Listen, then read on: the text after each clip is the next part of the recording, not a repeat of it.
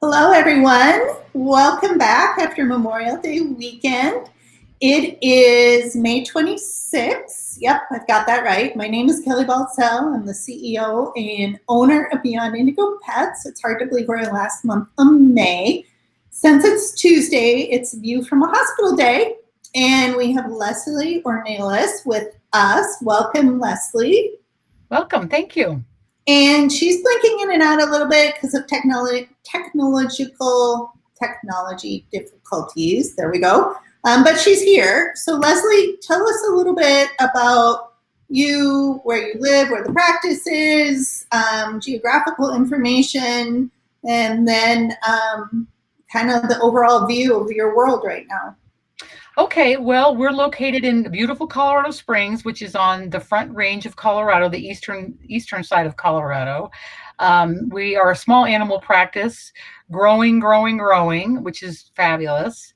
I have been the practice manager here for a little over 23 years now. So came from a corporate world into a much more rewarding world. And as far as the pandemic goes, it's been a challenge, but I think we've risen to the challenge as our clients continue to give us very positive feedback. So we're managing. We're trying very hard to keep our staff motivated and positive, and I think everybody is very sensitive to that, so that we are getting things done and keeping everybody sane at the same time. Which is difficult sometimes, right? I mean, sometimes it's hard to be taking the high road and be positive, but I think overall it reduces the wear and tear on us in the long run, not just to be beating ourselves with the negative stick all the time. Yeah, absolutely, for sure. Yeah. And there's a lot of negativity that you have to really try to avoid. So I think supporting each other is really the main thing.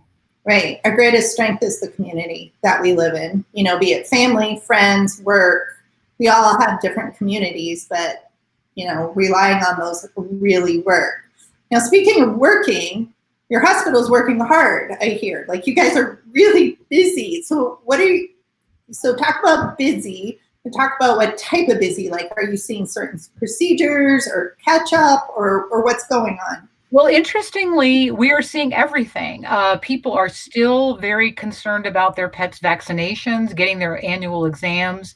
Also, we kind of make a joke about people being home for a long time. We've seen a lot of diarrhea, and we're just wondering whether it's because the people are home stressing the animals out, or what that is. I mean, we make a lot of jokes about that. And then surgeries, elective surgeries and non-elective surgeries. For a short time, about three weeks to a month, the governor mandated that we could not do any elective surgeries, which would be, typically spays and neuters and that sort of thing. Right. That didn't last very long. But honestly, we are seeing virtually the same sort of business that we saw before. No one has slowed down with their pet care. I feel like because the people are home more, they're more in tune to their animals, and they're also walking them 4 or 5 times a day, which can cause orthopedic and soreness, or orthopedic problems and soreness. So I think it's a very multifaceted sort of situation, but we're seeing everything, and we're continuing to see everything. Do you think you're busier than last year this time? Honestly, we have been. I think it's a different kind of busy. This curbside system is a little clunkier, and it takes some extra time. One thing we've come across that we didn't foresee was all of our phone lines are in use. And so sometimes people are out in the parking lot and they can't get to us. So we've had to change our recording on the phone so that they don't leave a message, because we may not get that message for many hours and they're sitting out there. We were busy. We're very steady all of the time. We really don't have much of a slow season. I think it's really difficult to say if we're busier than we were last year, because it's a pretty steady thing, like all the time. Right. Which is good to know, right? Because at least you're not saying we're bored and we have nothing to do because we're slow, right? It's it's the opposite. Adaptations. A lot of adaptations are happening right now because all of a sudden we were put in a pressure cooker and we all had to change, right? Right. Now, some of those changes actually turned out to be really good ideas that we didn't even think about that are going to stick. Do you have any of those that are emerging yet for you all? Well, other than the fact that sometimes we like it when the clients stay in the car. But I'm trying to think if there's anything specifically. We're actually getting a new credit card system, and part of that system has a feature where we can actually send the clients a bill electronically, and they can pay it by phone or on their mobile device. So that's something that it's going to continue, obviously, beyond this situation, but it did make us think about the way we're processing payments and open it up so that other areas of the hospital now can process payments. So that would be a positive that's going to go beyond, the current, like I said, the current situation. Yeah, and I don't think you're the only one. I know like a couple of apps have come out now where you can pay through the apps, so you can be right in your car and pay. I mean, this whole how do you make a payment situation is a new question, right? So I think what you're doing is really great. I know with my own vet, I do curbside too. I call in my credit card, right, as they're figuring out things. So I get we're doing that too. Yeah, pretty cool. Now you have a couple of pictures with curbside. Do you guys go all the way to the car? Do people bring up people to their door? Do you think you'll keep curbside going forever? Well, we're going to keep it going for a while longer, just until there's more of a sense of security for the staff, and obviously, and the people, because within our hospital we're good about wearing masks and trying to stay away. We're not doing our meetings anymore. We're all jammed up in one room. So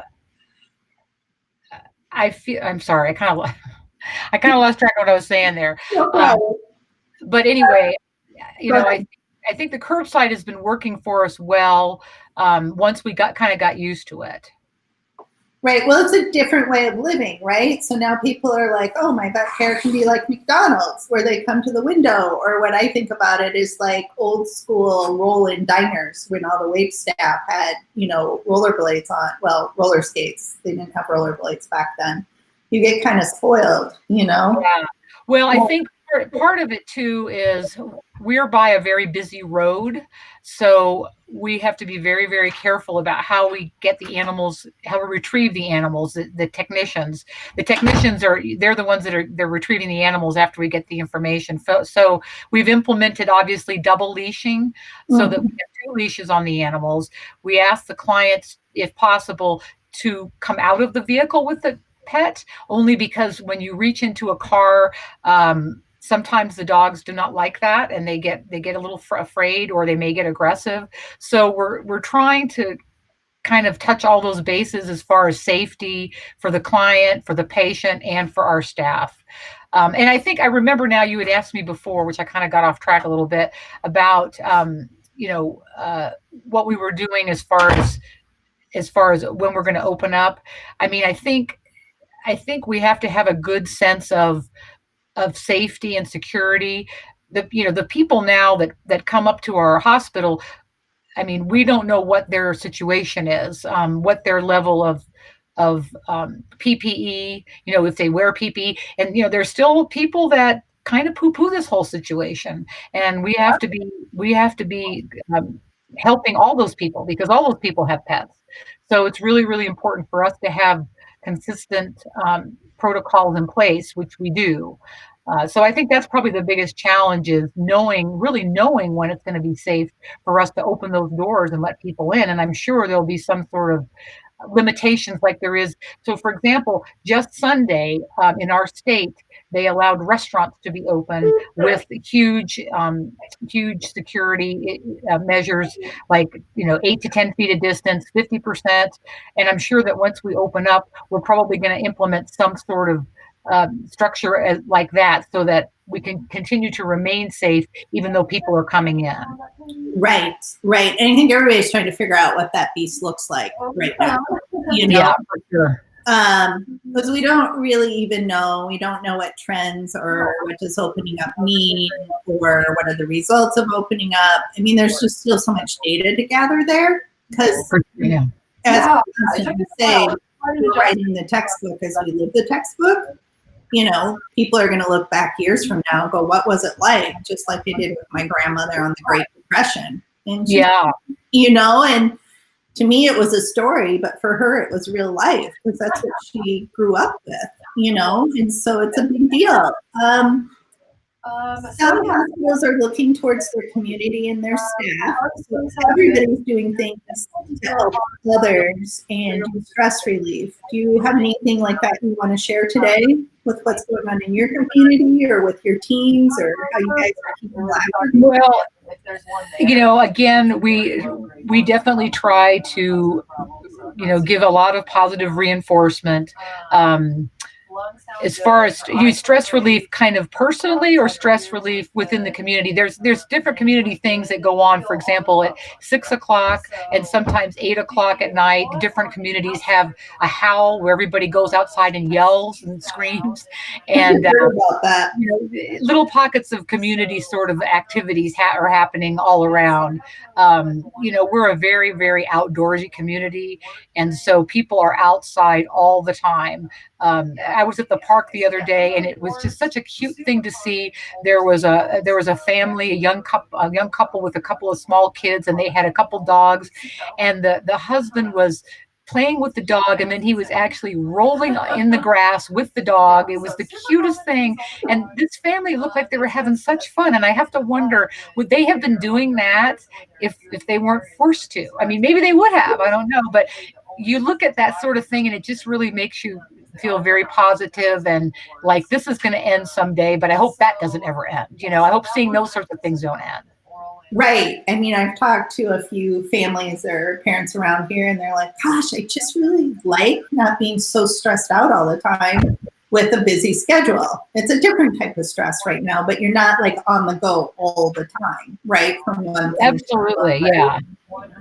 Yeah. And so, you know, it's a little bit more old school. You know, I'm older, so it's how I was raised is we didn't have electronics. So we had more time to do things like ride bikes and go to the parks and just appreciate life, right? Well, too, in our generation, because we're probably around the same generation, is we played outside all the time with sticks and rocks and played. I remember playing the stream with tadpoles, and so we weren't that tied to devices. Even you know, even TV wasn't a thing like it is now. So, you know, for me personally, I mean, I'm a gardener, and that is my passion. And this is my high season. So, I've really actually, I just today's my first day back from 10 days off. So.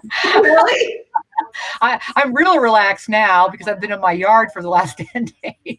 Well, let's end on that note because I'm a gardener too, and I just spent the last 3.5 days putting in my garden. So excited because all my little green babies are out there. Oh, how exciting. What did you plant this year? Well, actually, we haven't lived in our house very long, so we're kind of in transition. We went from a giant house in a tiny yard to a tiny house in a giant yard. So I haven't done vegetables yet. We're still getting the landscaping, the hardscaping done. We have one more round of that to do. But I do pots. I think I planted 25 pots last week. Wow. In addition to some very large, extensive perennial beds. So once the landscaping is done, I'm hoping to do my veggies next year. So I haven't gotten to that yet. I've only been doing ornamental stuff right now.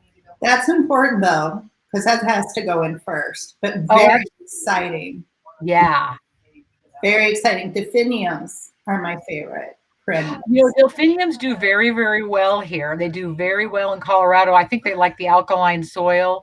But mine didn't do so well last year for some reason, which is unusual. So we'll give it another try because, as you know, a gardener, just because we kill something once doesn't mean we can't kill it 3 more times before we stop. Right? Keep trying, and see if it'll come back. Right? Yeah.